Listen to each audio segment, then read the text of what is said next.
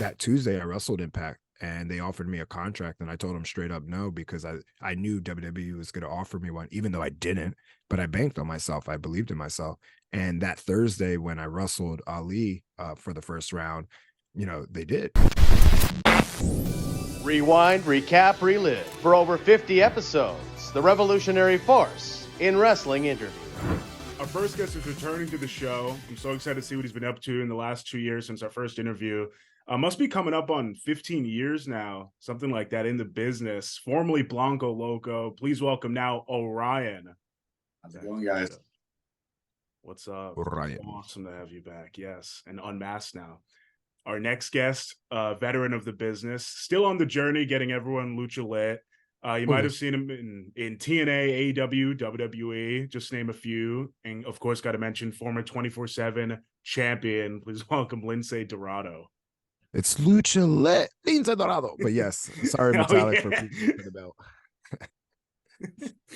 No, thank you both. I mean, so much for being here, and I love that there's already a connection. You guys off screen, you know each other. So very cool.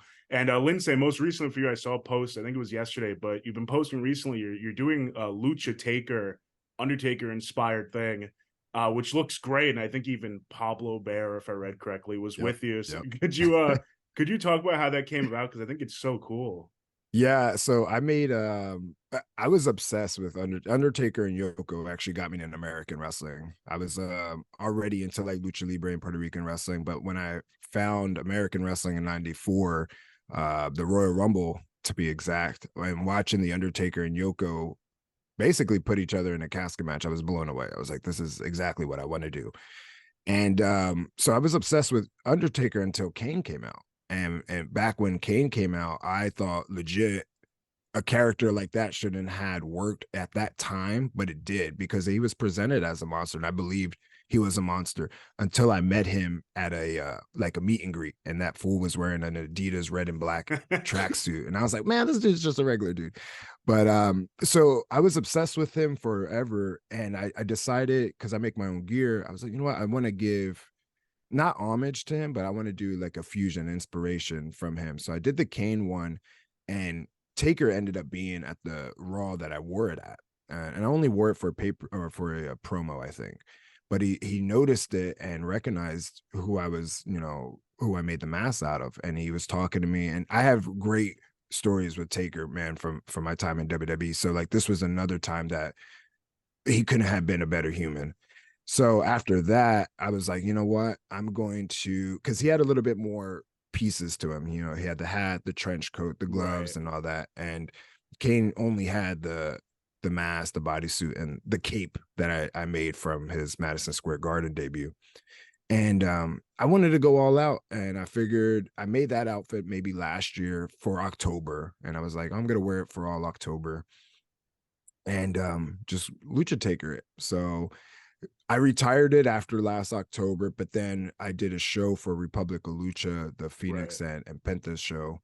And it was obviously Halloween. And the people in my match were Taya, Valkyrie, John Morrison, and Simone. And we already had speaking, saying like, hey, we should do something fun, because I feel like everybody's going to do wrestling. Like, why don't we do wrestling with, entertainment and costumes? Which we were the only people who did it when we showed up, which made it special and made it easier for us to, get over, I guess. And my friend Eddie, he's not even a wrestler, but I actually play video games with him. Me and him consult on a lot of like graphic designs and animation. Like, yeah, he works with me in my other business of digital media and graphics and stuff. And he always comes to the shows with me. And I was like, hey man, like, why don't you come to the show? You want to introduce me? And then he shows me him painting his face. And I was like, dude, you should be Paul Bearer. Wait a minute, you should be Pablo Bearer. And I'll be LuchaTaker. So we didn't really think about like how it was going to pan out, but man, he had so much fun. That was his first match, his first, no training or anything. Like Ty whooped his ass. And it was just a really, really good time. And now it officially is retired. I actually left it at the Republic of Lucha show. It's displayed. It is up for sale. I have a really hard time selling my stuff because I make it. It's hard to put a numeric value on it. But I know their collectors are really diehard Lucha Libre fans, so I know it was going to go to a good home if I left it there, which I did. So hopefully, maybe not hopefully, but hopefully somebody does pick it up. If not, it's coming right back to my house anyway. I mean, yeah, I think everyone should definitely go check it out. I mean, it looks great. And you said so. Undertaker saw the Kane one. Has he commented on this LuchaTaker one, or has he caught wind that you're doing it at all? I don't think so, because again, I did it right after I had requested my release from WWE, and Right. I know he had just got on social media. I know people were Mm. tagging him. I know everything. So it's kind of like one of those things. Like if he saw it, he probably would comment it on, you know.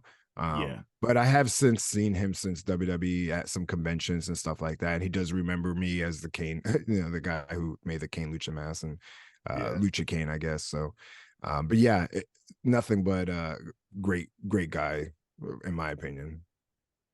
It's cool. It's very cool to hear. And Orion, like I said, awesome to have you back on. And I'd love to ask you first why you decided to go now with Orion. Because as I said, one's Blanco, Loco, and you too wore a mask at one point. So what was the inspiration to like lose the mask and change it up a little bit? So first, I got to comment on the LuchaTaker thing because he wore it at Demand Lucha, and I saw it, and I did, yeah.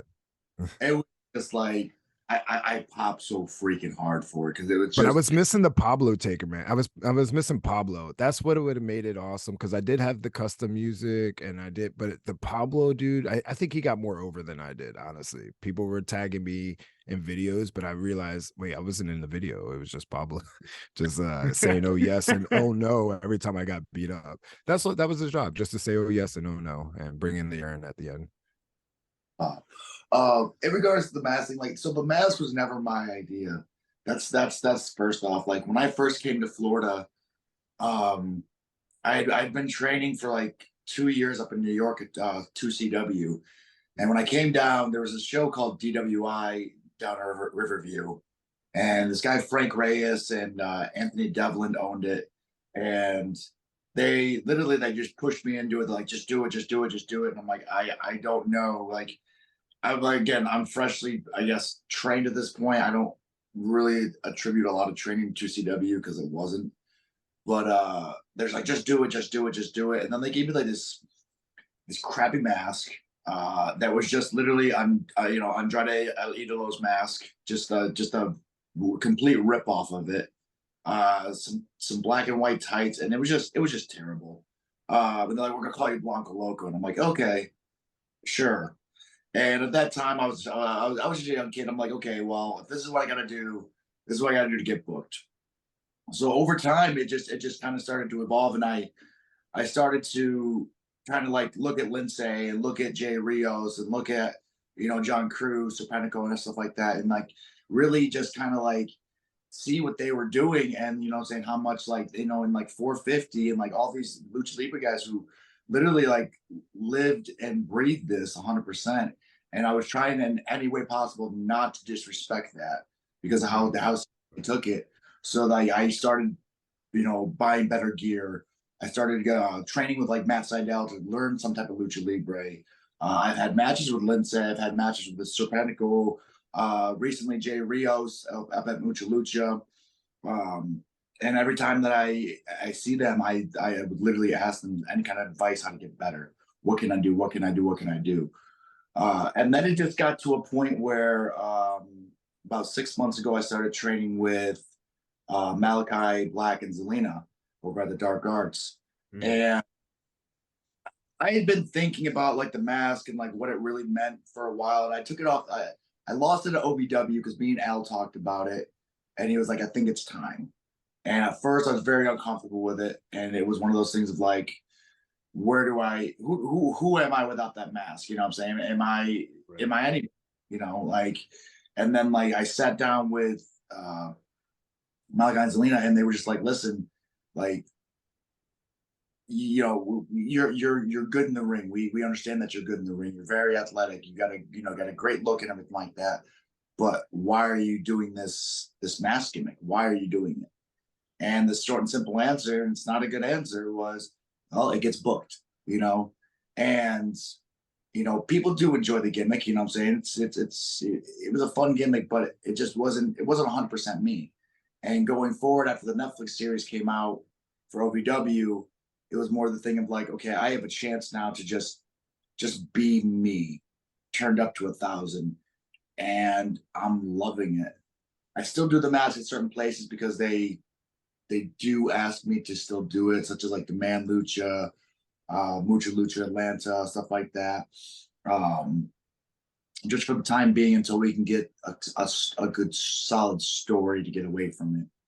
But yeah. Well, and Lince, do you have any thoughts on that? Because I saw a tweet a while ago that 2023 might be the last year you're wearing your mask too. So I'd love to hear. Yeah, I mean, there'd be times, man. Like, also too, I didn't start out as Lince. People think that I did, but Right. I didn't start out as Lince. I've only been Lince for about 17 years, but there was about 2.5 years after I did backyard wrestling and then got trained officially out of the ECW arena, that I started donning the Lince mask because, you know, my trainers gave it to me, Claudio and Chris Hero and all them, after, you know, seeing what I could do in the ring. And there was an incident where like I fell out of the ring but landed on my feet like a cat, because I was like, I'm not gonna, you know, eat shit. You know, especially like in training, let me just land on my feet and be safe. So they always saw me as a cat, and I kind of like took that personality. And when they brought over El Pantera from Mexico, who was in WWF prior in the 90s, it kind of just made sense. And kind of, you know, I wasn't even a cat person before I had the mask. Claudio told me I should get a cat, and it kind of just like grew on me. So yeah, I did tweet out that because, like I said, me personally, and Orion would tell you, like, this person right here is totally different than the person without the mask. And, you know, whether it's a, you know, good change or bad change, it is a change. And I remember there was one time we were working out actually in the ring. I was working out with Brian Danielson when he got hurt and he came back, and he asked, you know, for somebody to, you know, roll around with him in the ring before the show. And and we were like kind of like shoot wrestling and stuff like that, but, you know, still in character of like, you know, selling and stuff. And I didn't have my mask on at that time. So everybody's at the bowl, you know, all the producers, all the wrestlers, and they see like my selling, my facials and all that. They're like, why do you wear a mask? And honestly, it's the same reason. Like, people love it. It gets over, and, you know, it is an ever changing like character. It's not just a straight luchador, you know, and it's just, I don't want to say it's easy, but it's also not. I've manifested all my career, everything that I've wanted to do, everything I wanted, you know, everything that I've done, I've already seen in my past, but in my future at the same time. And I know there is and will come a time that I will be unmasked. It has to be for like the right reason, you know, the right, you know, time, the right everything. But who's to say that I haven't already wrestled without the mask and nobody's noticed? Who You would know, know? Yeah. because there'd be times, even while I was masked, I would do double shots shows. I would wrestle twice on a show, one as Lince and one as another character named Balam that was created by an artist. And that one had a whole bodysuit, and that one had a totally different moveset. You couldn't tell that it was me on the same show. In fact, I would be cheered in one match where, like, I remember very distinctively, we did a lucha show in Plant City, Florida, and I did a match with a guy named Rhett Giddens. And I remember this kid at the end, like, he was so happy I won. Him and his dad were so happy that the same family, when I was wrestling Cruz as Balam 3 matches later, he set me out of the ring, and the same dad kicked me in the back. And I was so pissed. Like, when Cruz went to dive on me, I turned, like, I caught him, you know, first and foremost, safety first. But I threw the wildest punch at this guy, man. Like, and I hit him so hard. Like, he took it and he like tried to get back up at me, and I hit him again. And Cruz is like trying to put me in the ring. I'm like, no, I'm gonna get this guy. And finally he put me in the ring, but I gave him, and I don't know how I did it, I gave him the Bret Hart, Vince McMahon loogie of death, but like hit him so good right in his forehead that he was so mad. And at the end of that, he tried to, you know, call the cop, like tell the promoter, like, I want to press charges on that. I said, no, bring that motherfucker in the back. We're going to handle it right now. And he quickly like shut that down. But yeah, you know, there's going to be a time, I think, where I do become unmasked, and when I thought this character was done, I evolved it and changed it. Kind of took the Chris Jericho approach and like, you know, made a list of like, okay, what's the top luchadors? What are they doing? And I realized they're just doing moves. And you know, me being able to speak English and Spanish and all the other languages and still be able to like connect with not only the Mexican audience or the Lucha Libre audience, like I'm able to connect with the American audience and Japanese audience and all of them, because those are all the styles. I can do all the styles, you know, like I literally, and Orion could tell you this, like this art of like doing seminars with like good people. I'm talking about like really regal tailors going to Japan and wrestling, you know, at the dojos and like learning that style is completely dead. People go there now because they want to get the experience in the cloud. Like, oh, I went to Japan, I went to this and that. I'm like, but did you really? Like, I don't think like that really counts because one, yeah, you're going to invest in your training, but what are you actually doing with that? Because by the time you come back, you're still doing the same thing that you're doing. You're not learning anything. So it's just a clout chase. But when we came up, like it wasn't a clout chase. Like you were legit trying to learn the style because nobody else could do it. So yeah, I think one day that it'll be there. It's all about timing.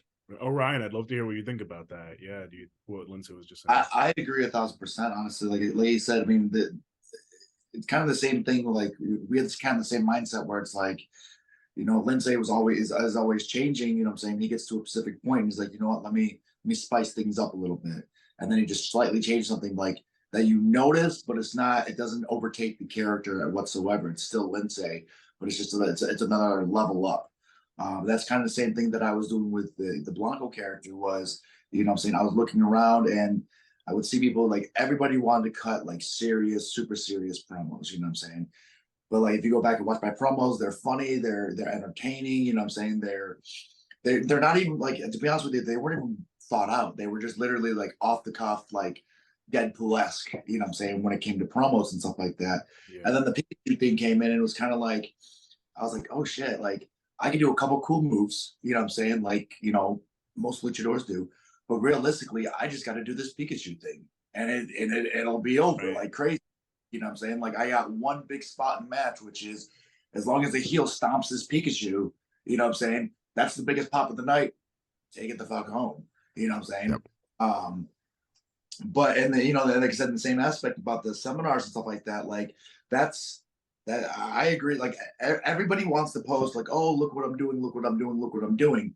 Like, and that's kind of one of the things about like the dark arts that I want to bring up, and is like if you look at the dark arts page, like you won't see any training videos. Like you might see one or two like of Malachi and Zelina, but you don't see student training videos. You will never see those unless they are approved and actually put out there. Same thing with the seminars. Like we just did a Muay Thai seminar. Oh my God, I forgot the guy's name. He's number 3 in the world for Muay Thai and like MMA and stuff like that. But there was like, you know, you can take a picture or something like that, but there's no videos of you trying to get, you know, like you said, clout or anything like that. Like we don't believe in that. Like it's very strict. Like if you want to learn stuff, you're going to show up, you're going to do the work. Like we don't care about social media. We don't care, you know what I'm saying, about trying to get over with your friends and, you know, other workers and stuff like that. Like that's kind of, you know, the disease that's, you know, started to, you know, infest, you know, wrestling right now. Is everybody just thinks like, oh, I've done something cooler, you know what I'm saying, than this person has. And then the next person's doing the same thing. And it's just an endless cycle of, oh, who's the coolest, instead of being like, who's actually good. Yeah, you know? They're all comparing themselves to social media and like, you know, it's all a competition. And same thing, I train people and I tell them like, don't say that I train you unless you do something incredible in the world. Like you got to bust your ass and show up. I have a strict time. Like if we start at 6:30, we start at 6:30. If you come in at 6:31, the door's going to be locked. Just turn your ass around and go home. And I also say like, you know, you're not allowed to wear wrestling shirts. Like we have a uniform that you got to wear. And, you know, yeah, we don't post anything because again, I don't want, and this might be the business side of me, like I don't want to be, I'm selfish. I don't want my secrets out there for free. You know, if you really want to learn the craft of pro wrestling from, you know, everybody that I've learned from and myself, then you need to like legit get your ass in check, priorities in check and show up in check, because I'll check you right at the door.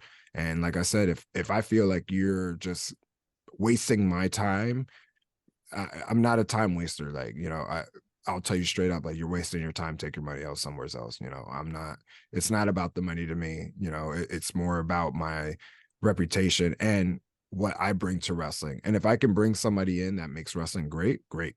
And, you know, but I'm not going to just, you know, go out and just train people because they want to come train or think they're going to learn Lucha Libre, or, you know, train by a WWE alumni or all the, whatever the case is. That's not the case. Like, I'm a teacher at heart. I used to be a math teacher while I was teaching. So I take that same mentality into, you know, the ring when it comes to learning and owning your craft, because, you know, at the end of the day, I'm still learning. I learn every day. I read about, you know, old timers and what they were thinking and what they thought of, because that stuff is being lost now.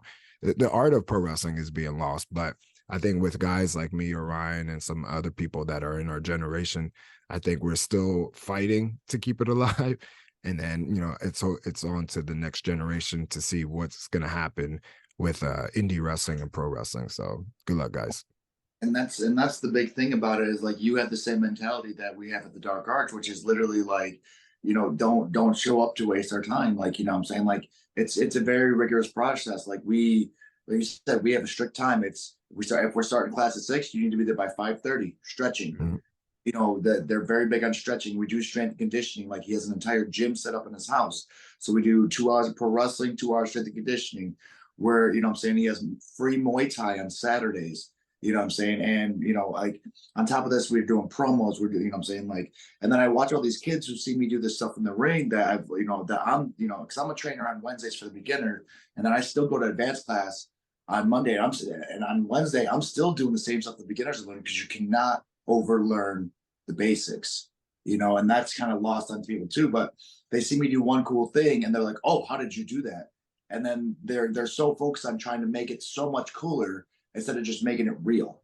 You know what I'm saying? Like, and that's the problem though. You said the word, the realism. Like, I do 2 training classes. I do one with people with combat experience and one with none, because the people with combat experience look and know what it's like to get hit in the face and punched in the face and kicked in the gut. So they know the realism that it takes. Now we just got to train them pro wrestling style.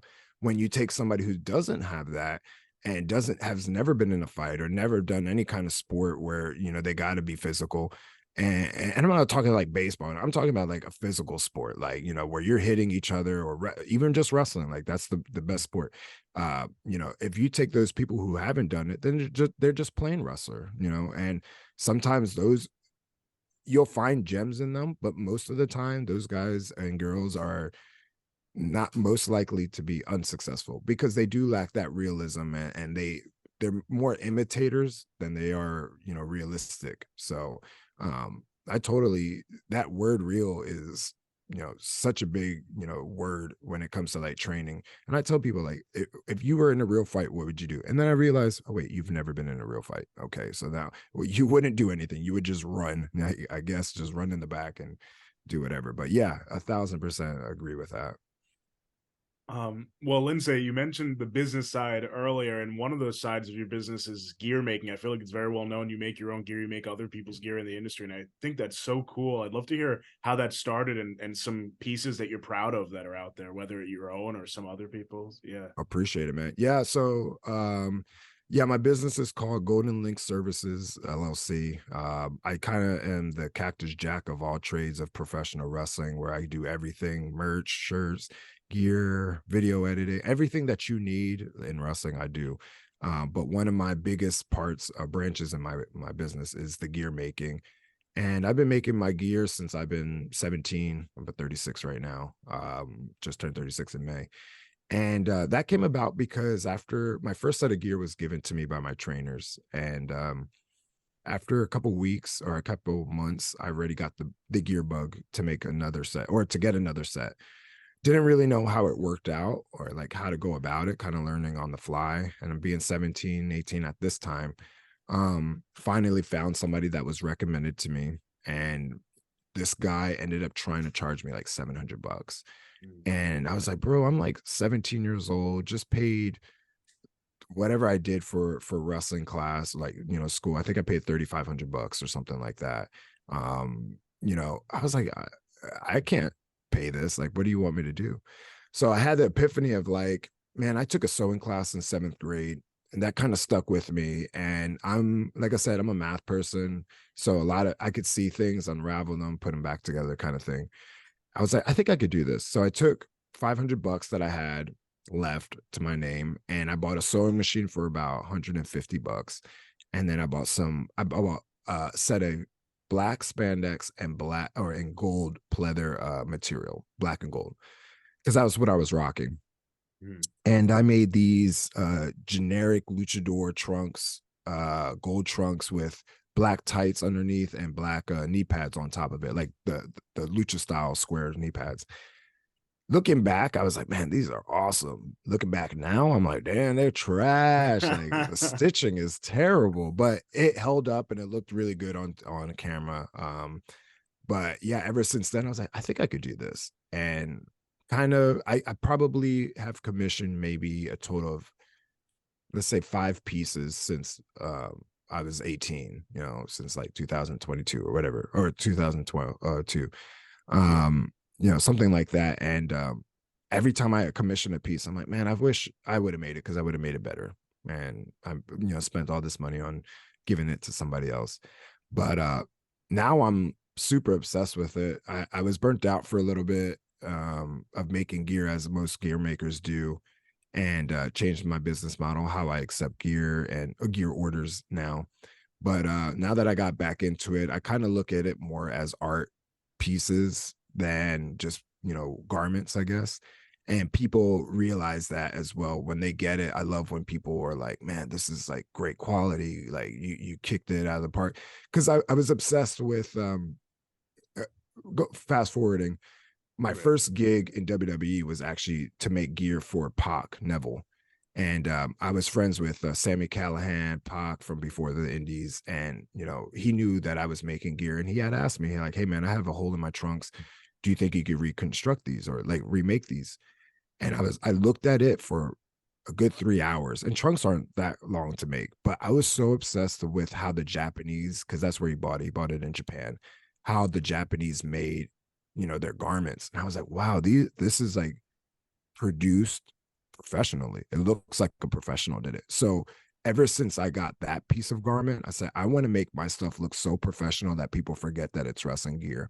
I want to take the Japanese production and the Mexican creativity and put it all together, because that's the best of both worlds. If you ever ask any wrestler, they'll always say the Mexican gear always looks the best, but the Japanese gear is always made the best. And I was like, you know what? I'm going to put both of them together. Yeah. So I was like, I'm going to put both of them together. I'm going to learn from the best people. I'm going to buy merch, or I'm going to buy gear from the best people and take it apart and use their template, you know, to make my template and, you know, go from there.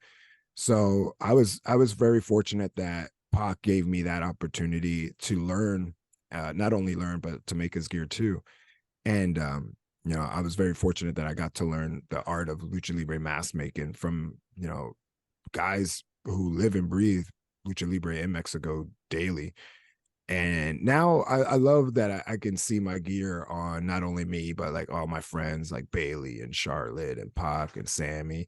You know, I just did a set for Isla and Alba for SmackDown. I did all of Top Dollar sets in WWE. Oh, cool. Yeah. I love that my action figures that I made or got made in WWE all have, you know, the gear that I made, the shirt design. Right? Yeah. So it's kind of cool to see me not only as an action figure, but to see my gear and stuff that I made. So I love all of it. Like I said, I'm obsessed with like the stitching. I'm obsessed with like just looking at it and making sure like every little detail is fine. And even in my office right now, I have my 2 Power Ranger sets on a mannequin, and I have my WWE debut and that Balam gear that I told you about right next to each other, kind of lined up. I have maybe like 8 30-gallon bins of just gear that I've of mine, and I'm like, I need to get rid of it, man. But it's so hard. Like I said earlier, it's hard to get rid of it when you make it, and there's no numerical value because people don't understand. For me to make it, I have to take time away from my family, and when I do that, like I'm completely dedicated. You know, even though I'm home, you know, Daddy can't play today. I got to do this, or you know, deadlines and stuff. So and it's a lot of love that you put into it. You know, it's not like I'm just making it for the money. Cause again, the money doesn't mean anything. Money just pays my bills. But, you know, I think the piece when it's done and seeing the people's reaction or my reaction or people always talking about it, like that's the numerical value for me. That's the prize. So yeah, I do love making gear. I'm making like I told you before, I don't know when this will air, but I'm doing a Lucha Libre mask right now for Trinity that I'm excited for, because of the colors and how intricate it is. Yeah, it's a time dedication, but you know, only the dedicated ones will get it. No, totally. And you also mentioned Survivor I Series. think I made coming up. actually I think I made you a mask, right, Orion? Did I make one mask? Funny enough. Okay. I think yeah, I was about to say I think I might have made him a mask one time. Yep. Yep. That's that so was it. cool. Oh my God.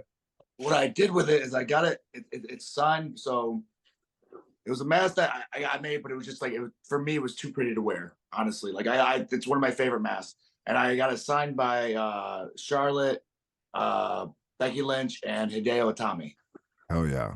So Hell like, yeah. That's beautiful. That is a nice. Yeah, I remember piece, making yeah. that, man. I remember making all my every piece that I've ever made. I do remember, and I remember making that one. And I was like, yeah, we could definitely do something. And I know like I could do better now, but I just remember like I remember everybody's you know pieces of gears that they've always wanted.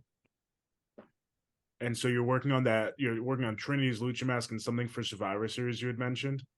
Yeah, yep. So I'm not like a normal gear maker. Like I said, I changed my model because I'm not a guy who will take orders until, you know, hey, I don't know when I'll get back to you, but I'll take your order now. I kind of like doing them with a 2 to 3 week, you know, guarantee process.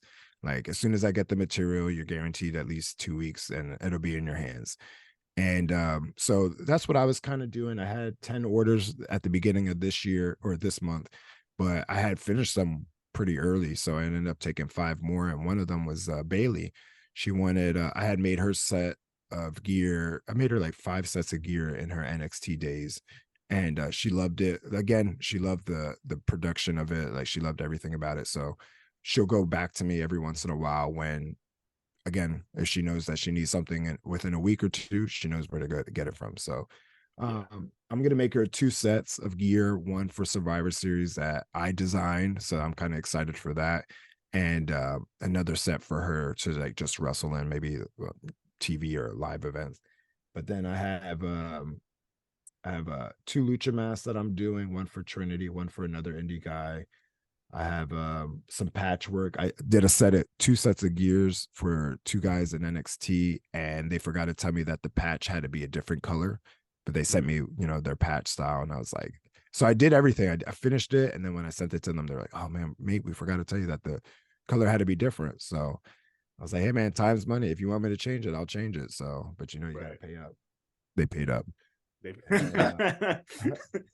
And then I have one for another girl named Wode. I'm doing a lot more women's gear right now. NWA. Oh yeah, I think I've seen it. yeah. So I'm gonna bring her that because I'm doing NWA next week. I'm gonna bring it to her as a surprise a week earlier, and be like, "Pay me now," kind of thing. Sweet, yeah. Yeah, but I got some gear orders that I got to do. Taking some new ones for December. I only, like I said, I only try to do 10 slots. But you know, if I finish up early or if they're done, if they're pretty easy, then it's all good. And those 10 slots too could be like gear, could be merch, it could be whatever, you know, people want. So, but like I said, being the cactus jack of all trades, you could do whatever you want, make whatever you want. So it's a good and bad thing, you know, doing what you, yeah. Orion, to throw it to you, when I started following you around 2 years ago, and still now, you have one of the most unique move sets that I've seen, and it does work really good for like social media type of thing, like you see it, and those moves, they shock you. How much pride do you take in like creating those and inventing those? I mean, I don't think, as a fan, it doesn't seem like that could just be done like on the fly. A lot of those moves that I see you pull out, very creative. Once in a great while, they are just kind of out of the blue and it just It's happens. amazing. But for the most part, like I'll watch all different styles of wrestling, and I'll see something, and I'll try to tweak it to where it doesn't take away from the move, but it also doesn't copy what somebody else is doing. You know what I'm saying? Like, and it's just like usually just like small tweaks just to try to make it my own. Or it's just like I literally, well, like whenever I get in the ring, like because I get the show stupid early. And everybody always wonders why, and that's kind of I get to the show stupid late. I'll show up stupid early. I'll get there like probably like 2 hours before call time, and I'll just be in the ring. Just I'll just like I'll at least usually my bump dummy and my crash dummy, like I'll pick her up and be like, what if I put you like this? And oh no, that doesn't work. What if I change it to here? You know what I'm saying? And it's just that a consistent move around, just trying to find different different angles and stuff like that. At the school we have we got two Muay Thai dummies. They're like 40 and 50 pounds, and so like I'll pick them up. I'll walk around. I'll try to position them, stuff like that. But yeah, it's just I watch a shit ton of wrestling, to be honest with you, and I go all the way back to like world sports stuff that what I'm saying, the generation now doesn't even know exists for some freaking reason. But like I'll go back and watch world of sport because dude, like Marty Jones back then, like the stuff that he was doing was him and Johnny Saint was leaps and bounds, I'm saying before that, I'm saying ahead of their time. So like, and everything they did can literally still be used today, but everybody's just too worried about dropping people on their fucking heads and not catching people on dives. You know what I'm saying? Like, but I also, in another respect, is also kind of like with the gear thing, because I get my gear from Mexico as well. Like he's right, like it's some of the like best looking gear. Like like it really is. I go through Arrow Boy, and he does some amazing work, and they're fucking quick. Like I don't think I've ever waited longer than maybe 3.5 weeks for a set, like shipped at on my doorstep. But like some of my sets, like I've done the Dragon Ball Z set. Like I'm so jealous of that Megazord set, by the way, Lince. Oh my god. Oh, sorry. Fire, bro. But I have a Ginyu Force set. I have a Voltron set.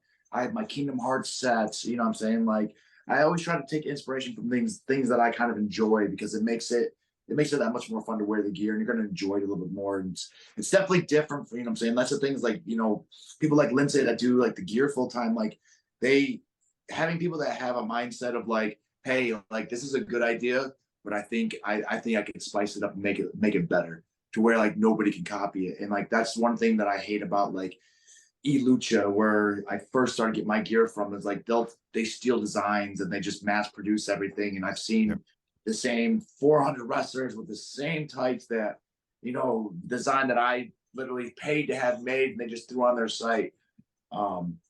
And it's the same, what I'm saying? Like it's one of those things, like each set I try to add something that was kind of different. Like, with the Vegeta set, I try to add something from like Dragon Ball Z, just, something it's going to make sense. It's going to be realistic, but just something different for each set, kind of different personality wise.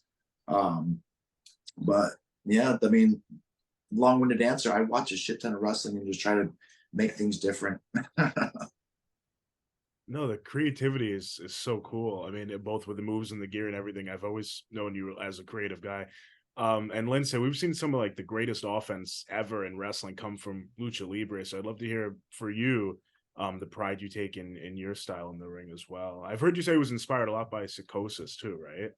Yeah, so like I'm a big, like, obviously big Lucha Libre fans, but I always said without a dance partner, you're probably not going to be good. So I'm not saying Ray wouldn't have been great, but like man, without the exposure with psychosis, basing him and letting him just take whatever liberties on his bodies, like, that's, I think that's one of the reasons he's good.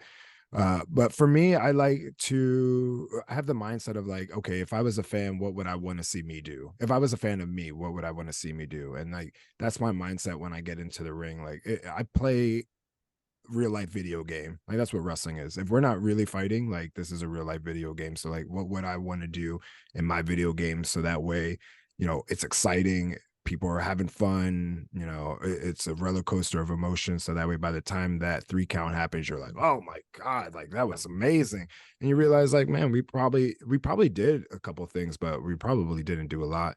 But yeah, I tried to not emulate any one person, but try to emulate styles of, and it also depends on who I'm wrestling too. Like, not everybody can do the Lucha Libre style. In fact, most people can't do the Lucha Libre style because they don't understand what the Lucha Libre style is. They understand Lucha Libre moves, but they don't understand, or not even, let's rephrase that. They may recognize Lucha Libre moves, but they don't understand Lucha Libre moves and like how to base and how to, catch and stuff like that. So that's why a lot of times I get to the point where I'm wrestling myself, in the ring, when I'm just like doing things that I can do by myself and not have to depend on somebody, because I am worried about being dropped on my head and stuff like that. And that kind of happened like this weekend, where I told this guy he wanted to hit me with like this crazy move. And I told him, I said, hey, bro, you could do that, but I got kids. And if I can't get home to my kids 100%, I'm going to we're going to come back here and we're going to settle it. And he messed up in the match, like his own spot. I just got like super pissed at him, and like a real cat, I was on my back, like trying to be in the match and sell, but he was right there, and I just got red, man, and I just tried to kick him as hard as I could, but I got short legs, so I nowhere near him. But I just try to emulate what I would want to see me as a fan do.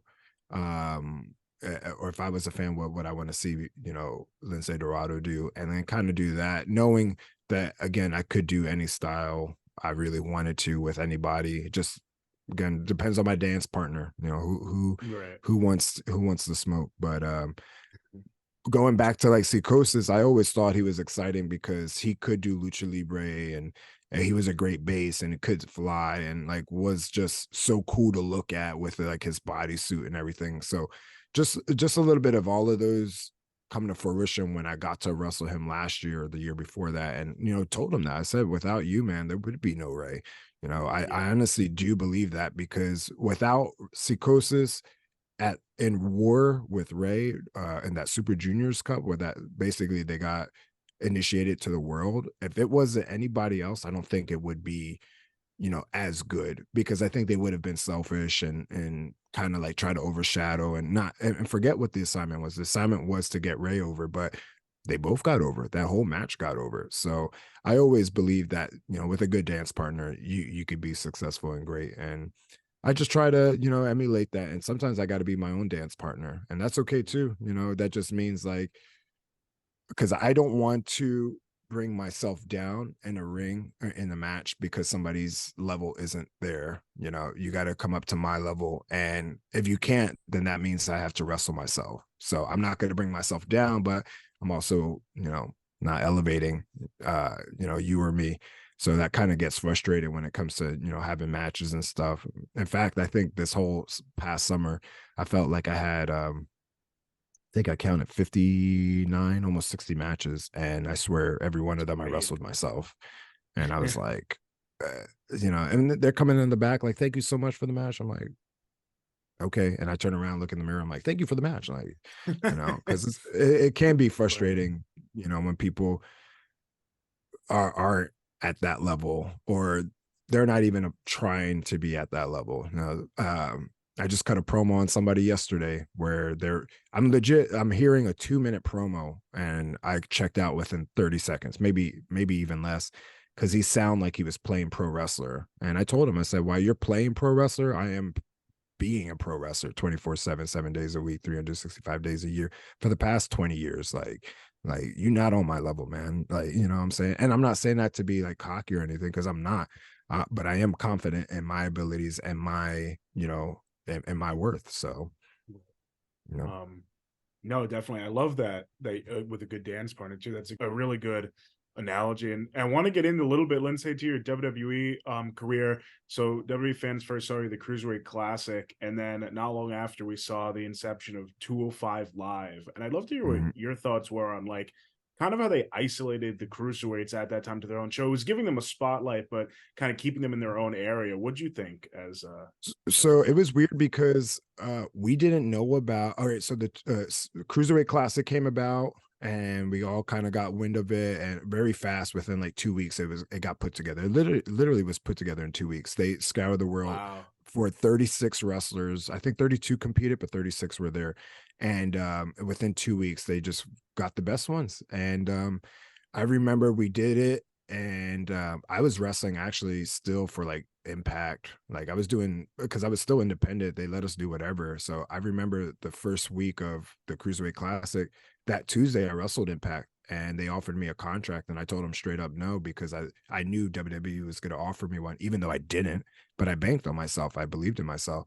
And that Thursday when I wrestled Ali for the first round, you know, they did, and I had that confidence in myself. But after the Cruiserweight Classic, I remember Stephanie McMahon on Raw. This is right before they did the draft. And, you know, she's like, we're going to get this, we're going to get that. And Raw is going to get the cruiserweights. And I remember me, Cedric, Rich Swan, TJ, everybody's like, did you hear what we heard? Like, wait, does that mean we're on Raw? Like, you know, we were so confused because it was happening so fast. And then we found out that they were going to give us our own show basically after Raw. And, you know, after you see all the stars, you're going to see all the cruiserweights come in and do their stuff. You know, we were grateful because, again, coming from the indies, man, we're not expecting anything. You know, we're all smart. The guys that they brought in were all the best of the best, and like very intelligent when it came to business and everything like that. And you know, we were like, this is a good and bad thing. It's good because, yeah, even though we had our own show and we were isolated, we were still mingling with, you know, main roster guys, sharing the locker room with main roster guys, talking to them. John Cena would talk to us all the time. All these guys were like, just, you know, they would watch our stuff, sit there after the show had ended. And there were dudes who were being segment 1 of Raw and wait all the way until the end of 205 just to say, oh, I loved your match, or like, this is what you guys need to do. And, you know, we got some of the best advice. Again, I would love to give the advice for free, but I just know it's going to be in one ear and not the other. But I remember John Cena hitting us with this like one-liner. And as soon as he said it, I was like, God dang, that makes so much sense. And I could see it in everybody's eyes, like, oh, like, just, they got it. A light bulb went in their head, whether they were doing it before, but when he said it, it made so much sense. And we really did grow as a group. We all grew as, like, you know, a family. Still in contact with every person that was in the Cruiserweight Classic, every person that ever came through 205 Live. We all stay together because there's never another one. There was 2 Mae Young Classics because they felt like it was underwhelming, the first one and even the second one. But that first Cruiserweight Classic, you can't tell me that there's 36 hungry original cruiserweights in the world now that they could do the same thing, if not something better. And there isn't. No offense to anybody out there, but I've scoured the world for the last 3 years since leaving WWE, 2 years since leaving WWE, and I've never seen anybody with the same mentality as the 30, I would say 36 guys that you know, were in that tournament. And look at where they're all out now. You know, most of those guys are on TV, or most of those guys are still traveling. Some of those guys work for, you know, AEW as a producer. I just told you before this, like, I go to WWE once a month for a week and I train fools. You know, I consult them and help produce them. I'm going back next week for the same reason. Like, they see the what we can bring and what certain, not everybody does that, but like, they see what certain people can bring to the table. And, you know, I like to think that we get it. You know, we would have been that 1% of the 1% if we didn't get it, you know. And that's what we were. We were the 1% of the 1%, because not everybody makes it through that door of WWE in any kind of form, whether it's, you know, an employee, an extra, self-contractor, you know, things like that. It's a very small secretive bubble that, again, the 1% of the 1% make it. So I loved my time there. I did learn a lot. I got a lot of information that I knew but needed solidification from it, which I got. And I left, even though I left on what people would think are bad terms, I had a great rapport with everybody. They didn't talk to Lince, they talked to the guy underneath the mask, and they respected a lot of things that I either had to say or recommended or suggested. And yeah, I'm very happy that I was able to live the dream that I said I wanted to, and now I'm like trying to search for the next dream. Oh, definitely. I mean, and 205 Live was so different. I loved it. I loved the Cruiserweight Classic too. I mean, it felt very fresh. A specific question about 205 Live I have for you too is, how much was that 205 pounds actually stressed? Because I know there was a lot of speculation. It was very stressed. I remember there would be extras coming in and they'd be like, how much do you weigh? And the guy would be like, oh, I'm like 208, but they're like, no, we can't use you. So it was even Cedric was a big boy before the Cruiserweight Classic. He was pushing like 230, 240, and they had offered him a spot. It's like, if you could get down to 205, you will put you in the Cruiserweight Classic. And he did, man. He busted his ass for 3 months. I remember seeing him on the indies, like just dieting and everything. And he got down to 205. I think he got down to 201 was his lowest, because we were roommates on the road. And it was super strict. It was super strict. Most of the guys were about like 170 to like 200. I think I was about like 185, 187. The most I ever weighed was like 195, but my knees were like so bad and so unhealthy. Plus, I was also still amateur wrestling and still doing jiu-jitsu. So it was like I had such a bad, issue with weight and keeping weight on, keeping weight off, just depending on what season I was in, because I was always competing. So, not only just in the ring, but outside. And but yeah, they super stressed the hell out of that weight limit. It had to be 205 or lower. That's great that there was some legitimacy to that. That's really cool. And speaking of shows, Orion, you mentioned earlier the OVW show, Wrestlers, right, on Netflix, which is massive. Such a cool thing you've done since our last interview. And I know Ellie as well, former guest on the show too, was in that. Can you talk about that experience? I mean, it's a huge show. My friends who don't even watch wrestling are talking to me about that show. So I think it was such a the experience was definitely different. Like, I mean, I obviously, like, I've done a lot of like extra work with WWE and like AEW, stuff like that, and like I've done like the what do they call, the cinematic matches with WWE and everything, and like just it's kind of like that, but it's like turned up to 1,000, where it's like you literally have, I think at one time we had 20 cameras just roaming around OVW, so it's like everywhere you turn, it's like, hey, don't, I don't know if you guys ever watched The Office, but like, hey, don't pull a Jim and be like, stare at the camera. Mm-hmm. Yep. Be natural. It's like, okay. And like, I'll say something. I think Greg, the producer, he did Last Chance U and Cheer. And his vision of what he wanted to do with this show was just like, I want realness. I want to be pure. I can tell when you're acting. If you're acting, because I'm not going to use it. He's like, I need this to be real so people can understand, because that's one of the things. Like, even he's like, because he's not a big wrestling fan, but he's watched wrestling. And he's like, my thing is like, back in the day, I felt it was real, and now I feel like it's just a circus show, because then I don't want this. So getting to travel to all the different towns, what I'm saying? Like we did the big show in Nashville during SummerSlam and everything like that.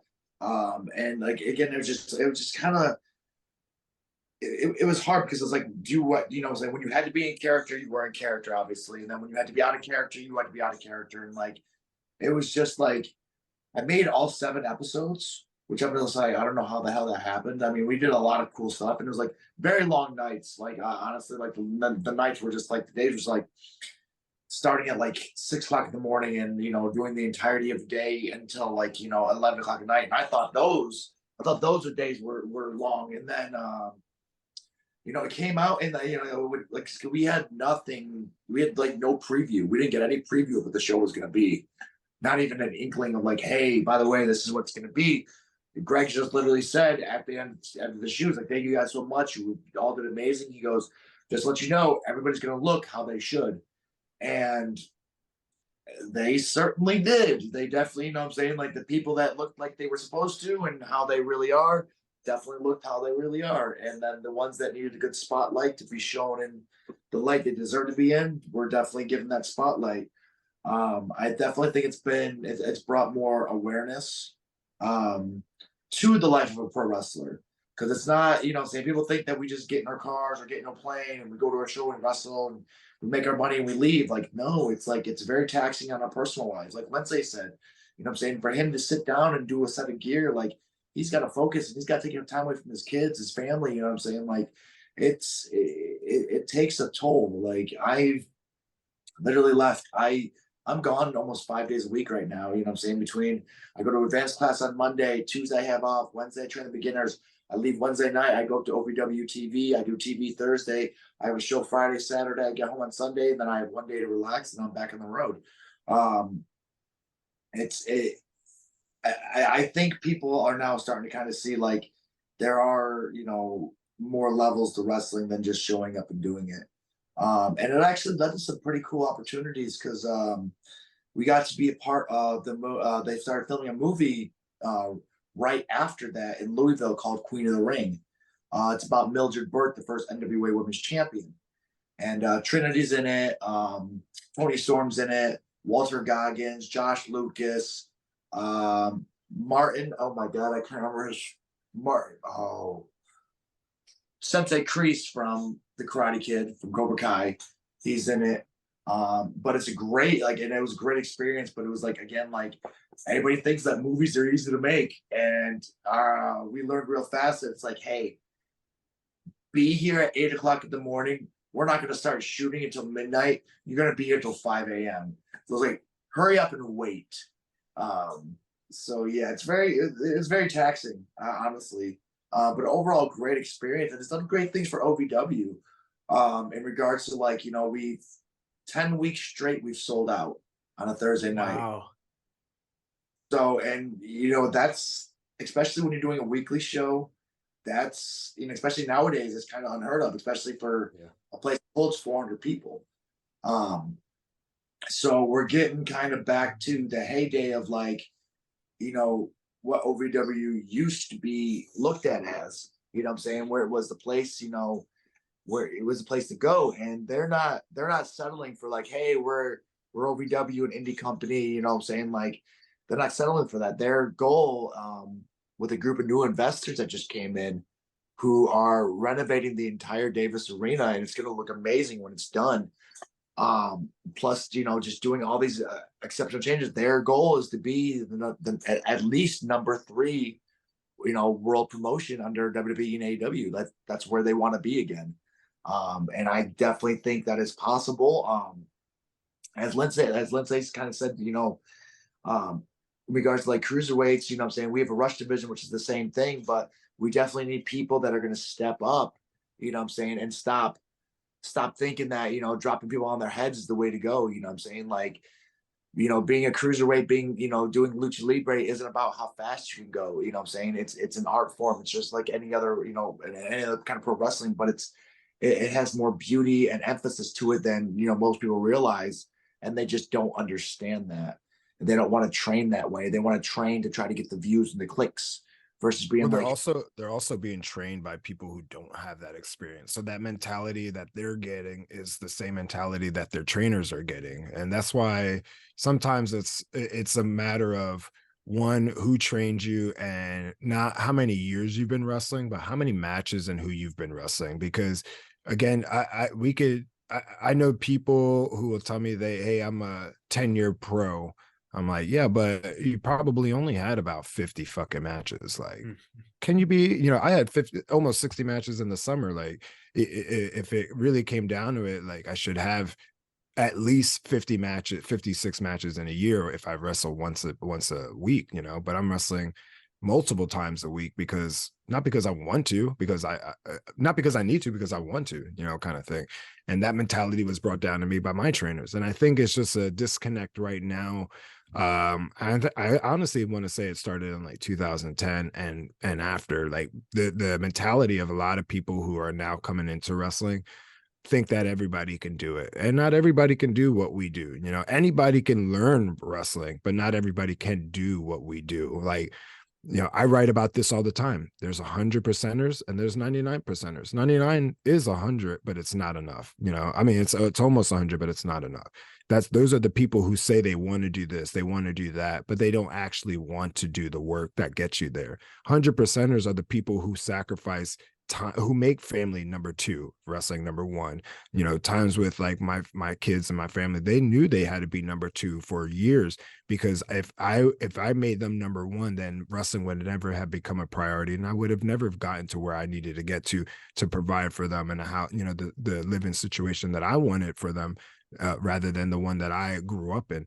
So at the end of the day, people can say that they want to do things, but if they're not willing to put in the work and the effort and the time and dedication into it, then they're just wasting times. And those are the people that I could literally look at somebody and be like, you're 99%er. And I'm being grateful by calling you a 99%er, because you're probably really like a 50%er or 40%er.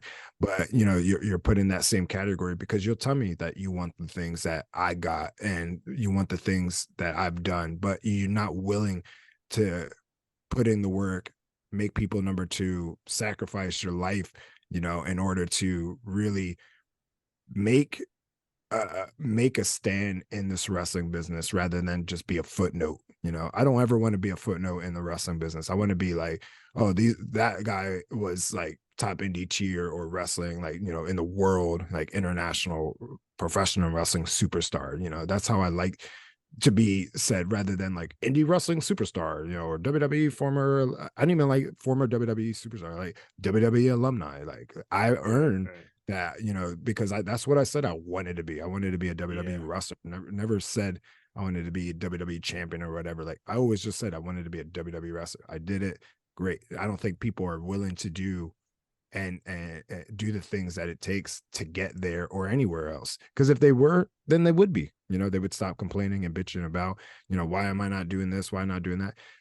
Notice the key word. Why am I? Why are you not doing this? Why are you not? It's because of you. It's you. You know, it's nobody else. Yeah, people won't invest in us. Like we have to invest in ourselves, and we have to, you know, put ourselves in a situation. But it's you that has to do it. Nobody else can. And yeah, there'll be times where like, oh, I got a boy here, I got a boy there, he'll help me out.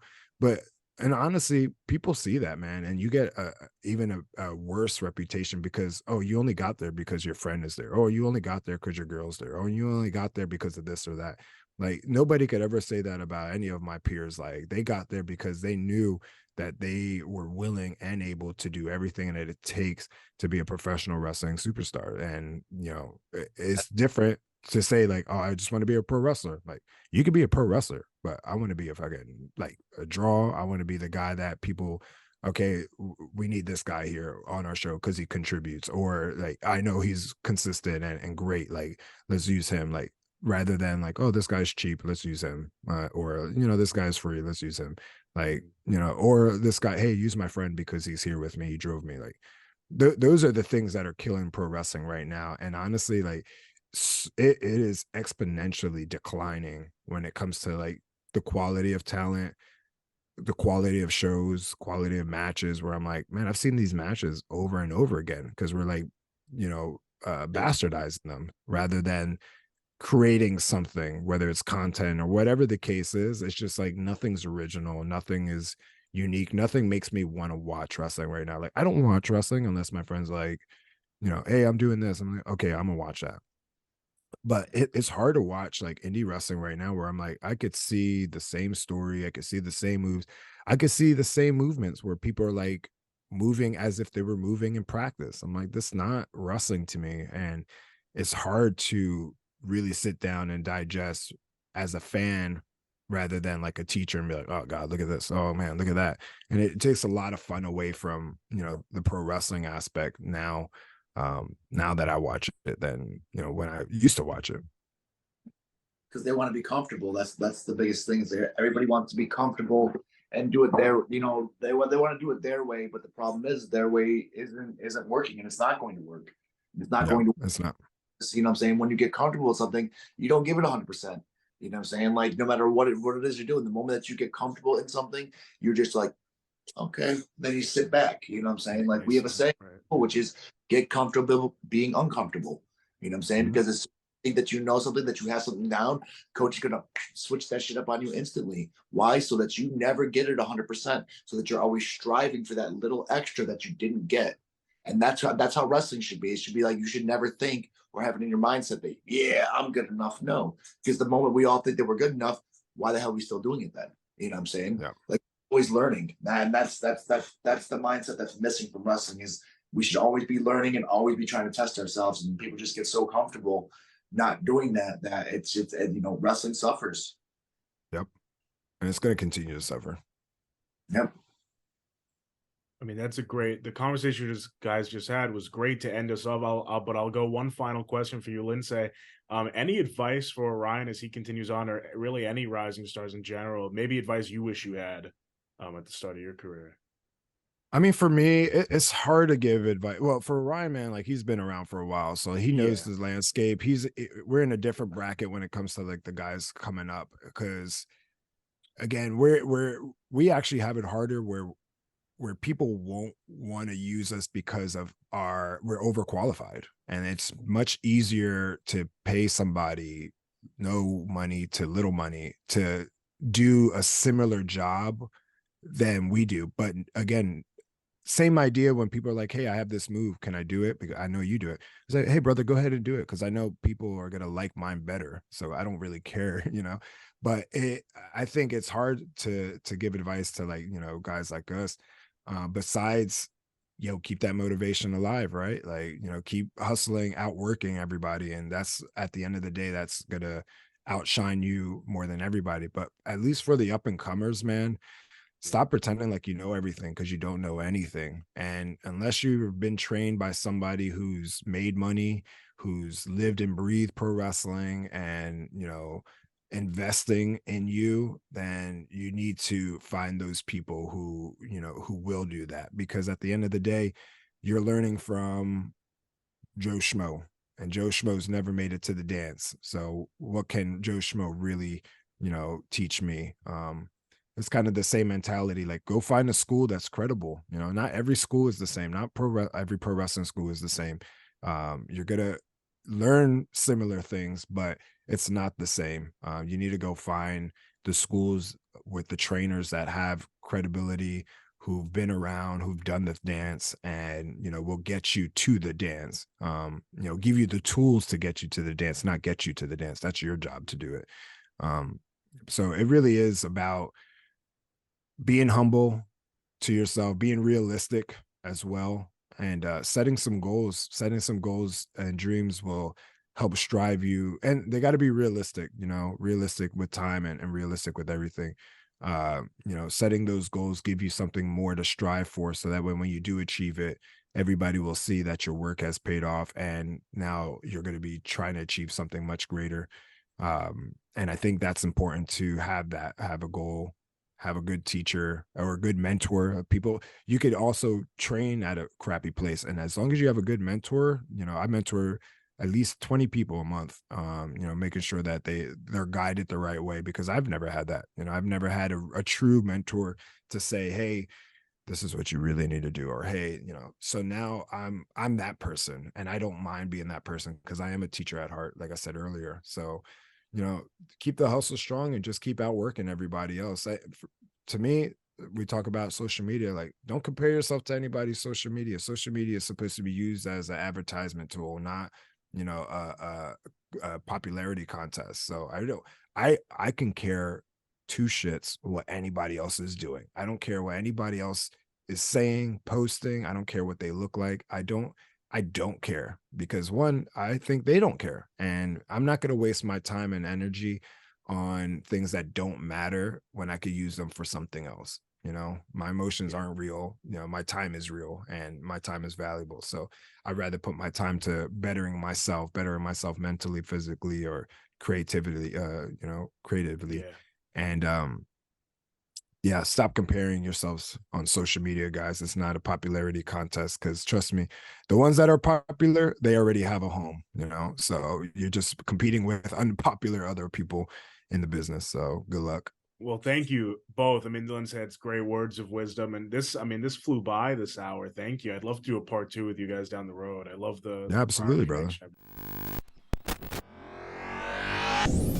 Rewind, recap, relive. For over 50 episodes, the revolutionary force in wrestling interviews.